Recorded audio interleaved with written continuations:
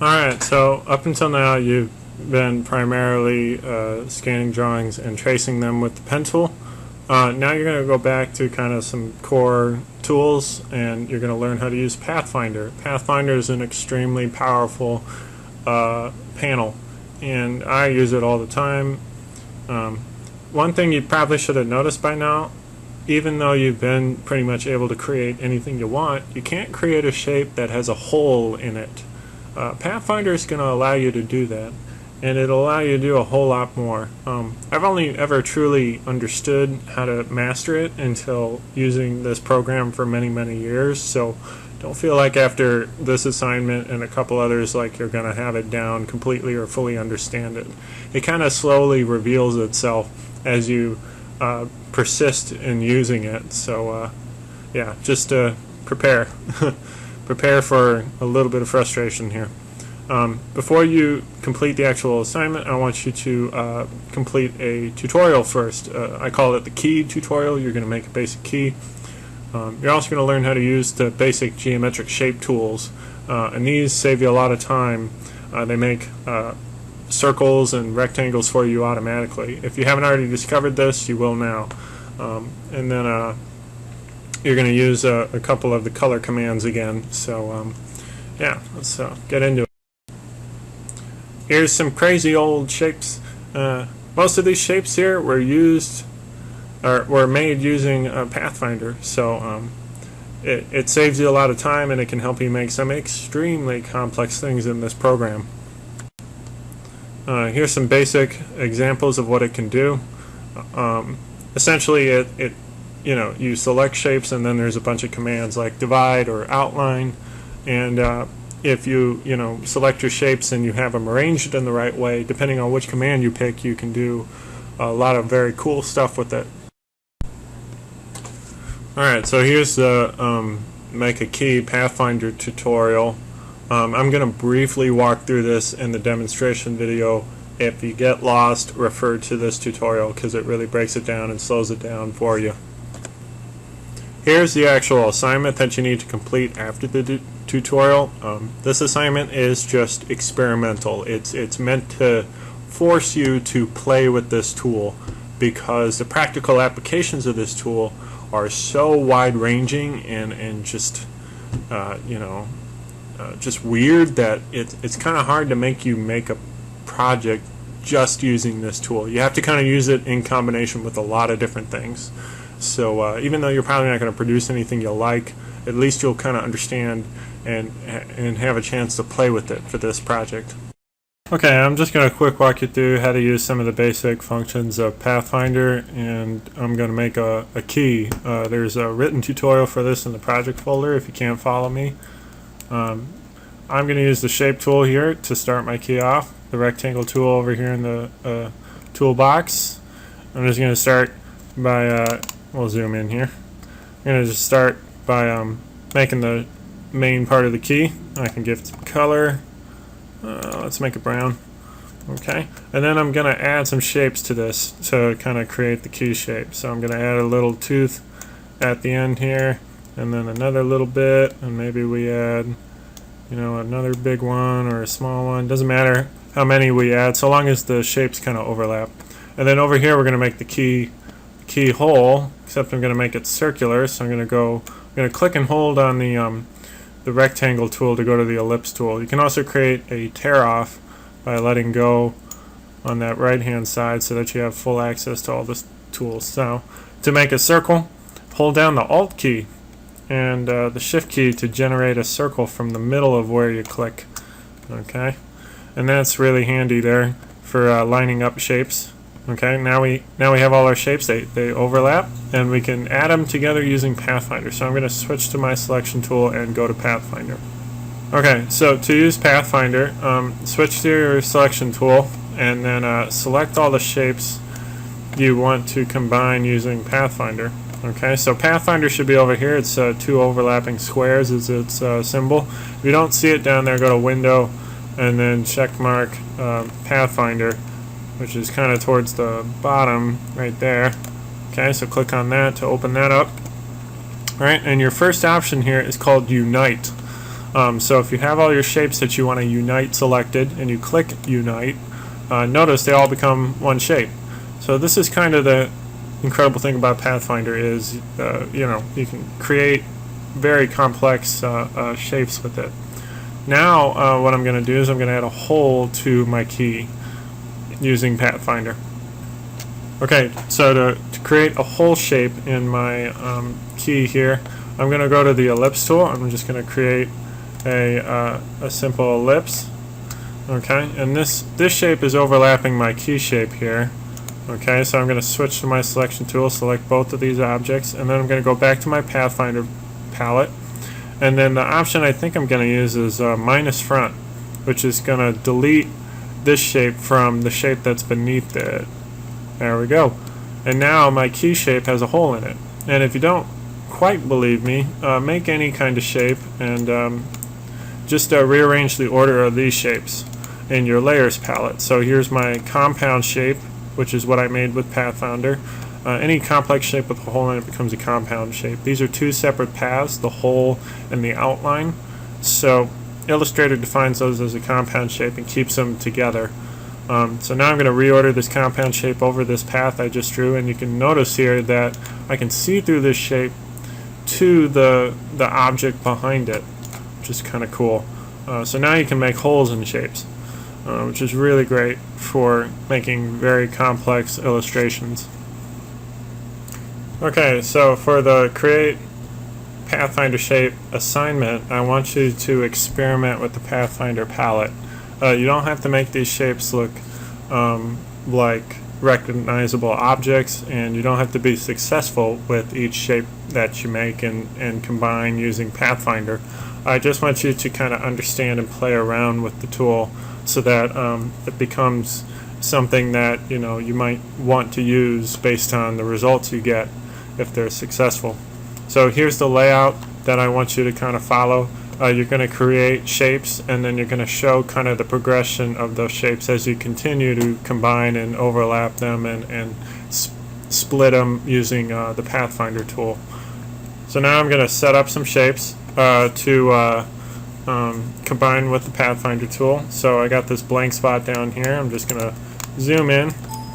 Alright, and I'm going to use a tear off menu here with my shape tools and a tear off with my line tools here. So to create a tear off, just click and hold on any tool with options, and then release on the tear off bar, which is on the far right. Okay, this makes it really easy to access these tools. I'm also going to take my Pathfinder panel and I'm going to wrench that out of there. So click on your Pathfinder panel. If it's not visible, go to Window, Pathfinder to show it, and then just sort of tear that off. Okay. That way we can have this kind of free floating where we want it, and my shapes are free floating where I need them. So first things first, let's make some shapes.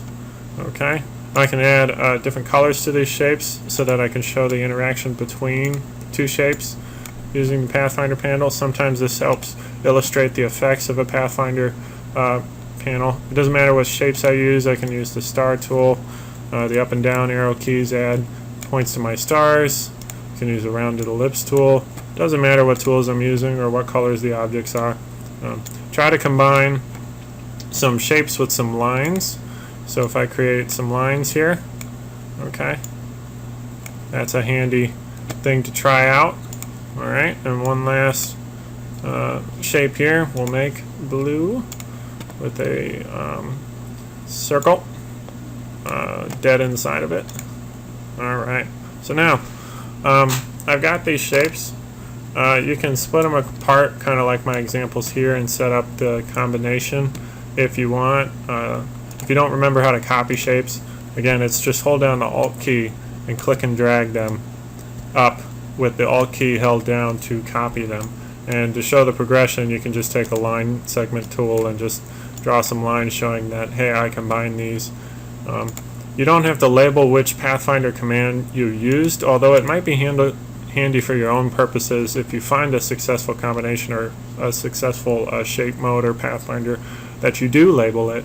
To label things, it's easy. Just go to your type tool, click once to create type on a path. We're just going to use unite for this first one, so I'm just going to type unite.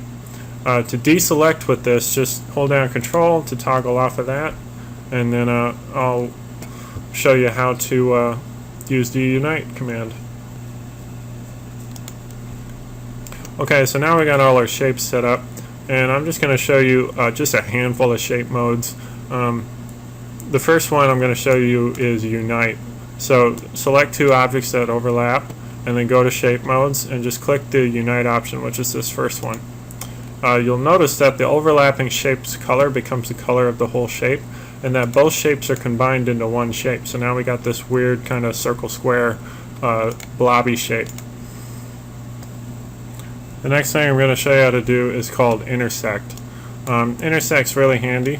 Let's say I want to make a cut here. I want to cut off this part of the star that's inside of this oval here. I can use intersect to do that.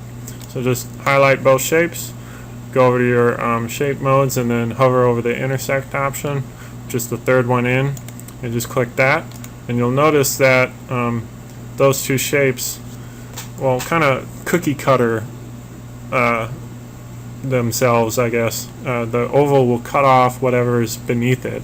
And this is kind of handy. Kind of a cool trick to use to make some weird looking shapes if you want. Got kind of a Adidas looking symbol here. Okay, the next option I'm going to show you how to use is divide. This is one of my favorite Pathfinders. It's really super handy. Essentially what I'm going to do is I've got a couple of lines overlapping my square here. So, you know, obviously these two shapes, when separate, are just pretty basic, but we can make an extremely complex shape with divide. So I'm going to highlight all my lines in my square here, and I'm going to go to the Pathfinder section of my Pathfinder panel, and then the first option is divide. So I'll just click that. You'll notice any stray paths that hang over the shape are gone, and our shape here is kind of weird looking. Like, I'm not quite sure what happened to it yet. To kind of see the full effect of divide, what you're going to want to do is you're going to want to switch to your direct select tool. You'll notice in your layers palette that this shape is a group. Okay, and you can ungroup the group if you want, or you can just take your direct select tool and pull apart individual parts of the group. You'll notice that those lines that we used to overlap the square divided the square into these separate shapes. This is a really cool shape now. We got these great little slices. Saved us a lot of time and effort if we wanted to really truly build these shapes, and they kind of stay unified in a way because it was within a square. Alright, so this last tool I'm going to show you how to use is kind of cool. I like using it an awful lot. It's called merge. So if you have two overlapping shapes, I got a square and a circle right here. If I select both of those and go to my second option, well, let's try merge first, and then we'll Control Z and we'll try trim. I think it's trim, the one I'm thinking of right now. It's easy to lose track of what does what. So let's try trim first here. There we go. That's exactly what I wanted. So we'll change that to trim. Trim here does some really cool stuff. Notice our two shapes are a group now, and they're kind of separate shapes.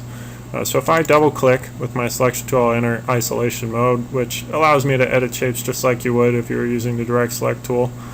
And then I can pull these apart. Notice the overlapped part of my square here kind of got trimmed by my circle, but the whole thing isn't gone, just the part that got overlapped. So now I have this separate circle shape and this separate square shape with a little bite taken out of it. It's kind of what trim does. Okay, so essentially for the rest of this assignment, what I want you to do is continue to explore every single Pathfinder mode and shape mode, and just sort of have fun playing around with the shapes. From time to time you may have to pull apart shapes that are grouped. So again, entering isolation mode, you know, pulling apart parts, double clicking off of them, and then just sort of combining them to see what you get. Obviously after this I would take and copy this. Again, hold down Alt key while clicking and dragging to copy things. Okay, Alt, click, drag.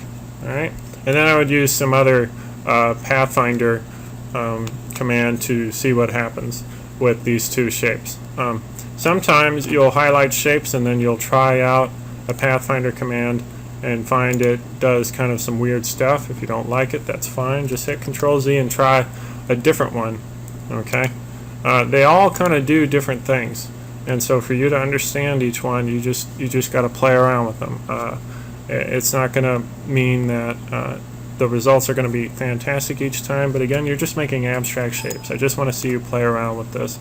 You should wind up with one shape at the end of your combinations, and if you really want to, you can use the type tool to kind of label what you did to each one so that you know what produced some exciting results later on.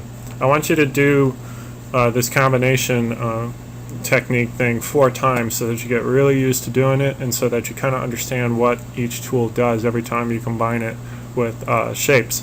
When you're done, make sure your name is on your assignment and that there's some reference to creating Pathfinder shapes when you hand it in.